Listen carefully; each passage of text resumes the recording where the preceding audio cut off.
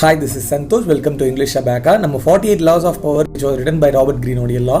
ஒரு நாளைக்கு ஒன்றுன்னு பார்த்துட்டு இருக்கோம். இன்னைக்கு 4th day 4th law. Always say less than necessary.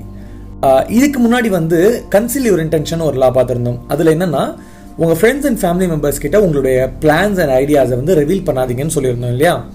இந்த இடத்துல ஆல்வேஸ் சே லெஸ் தென் நெசசரின்னு சொல்கிறாரு 4th lawல. இப்படின்னா என்னன்னா 10 வார்த்தை பேச வேண்டிய இடத்துல 2 வார்த்தை பேசினா போதும். தேவையில்லாமல் நிறைய விஷயங்கள் பேசி உங்களுடைய மதிப்பை நம்மளே குறைச்சிக்க கூடாது அப்படின்னு சொல்கிறாரு. ஏன் நம்ம மதிப்பு நிறைய பேசினா எதுக்கு மதிப்பு குறையுன்னு பார்த்தீங்கன்னா, நீங்கள் நிறைய பேசுகிறதால சில நேரத்தில் உங்களுக்கு தெரியாத விஷயங்களையும் பேச வேண்டியது வரும்.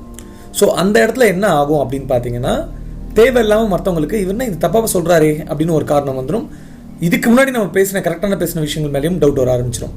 ஸோ அதனால் தேவையில்லாத விஷயங்களை நமக்கு தெரிஞ்சாலும் அதிகமாக பேசுறது மூலயமா நமக்கு